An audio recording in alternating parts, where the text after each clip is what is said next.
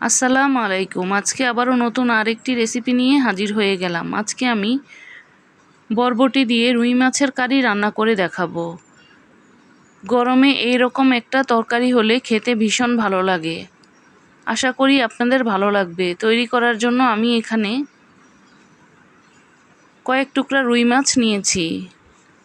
এবার সাথে সামান্য হলুদের গুঁড়া, সামান্য লবণ দিয়ে মাছটাকে মেখে নেব।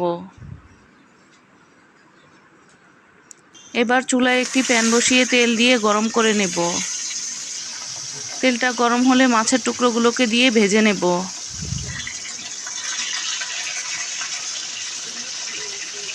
মাছের পিসগুলোকে আমি হালকা করে ভেজে নিয়েছি।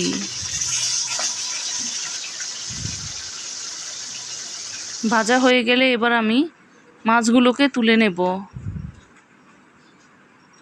আলু ও বরবটি আমি এরকম করে কেটে নিয়েছি। এবার চুলায় একটি প্যান বসিয়ে তেল দিয়ে দেব, সাথে কিছুটা পেঁয়াজ কুচি দিয়ে দেব।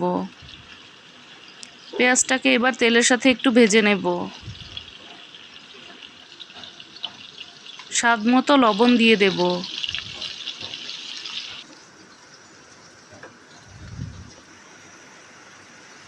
পেঁয়াজটা ভাজা হয়ে গেলে 1 চা চামচ রসুন বাটা, 1 চা চামচ আদা বাটা দিয়ে মশলাটাকে তেলের সাথে একটু ভেজে নেব যেন কাঁচা গন্ধটা চলে যায়।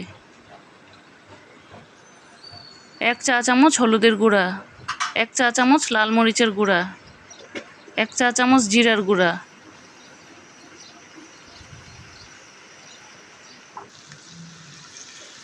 সামান্য পানি দিয়ে এবার মশলাটাকে একটু কষিয়ে নেব।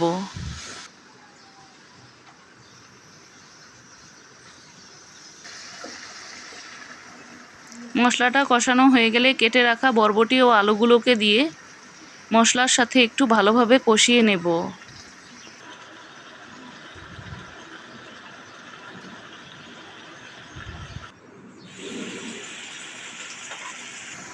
সাথে এভাবে আমি 2টি টমেটো কেটে দিয়েছি।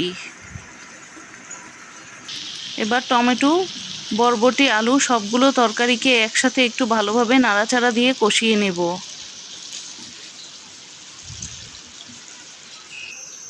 যখন কষানো হয়ে যাবে তখন আমি এখানে পানি দিয়ে দেব ঝোলের জন্য।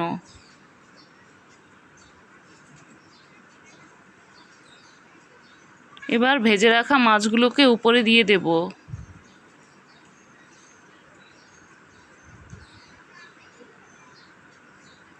পাঁচ ছয়টি কাঁচামরিচ ফালি করে দিয়েছি।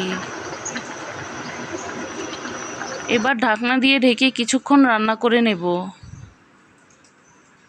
এখন আমার বরবটি দিয়ে রুই মাছের কারিটা তৈরি পরিবেশনের জন্য। চাইলে আপনারা এভাবে করে রান্না করে দেখতে পারেন। এটা সবাই কম বেশি রান্না করতে পারেন, তবুও আমি করে দেখালাম। ভিডিওটি যদি ভালো লেগে থাকে একটি লাইক দিবেন। নতুন নতুন ভিডিও পেতে পেজটিকে ফলো বা সাবস্ক্রাইব দিয়ে পাশেই থাকবেন।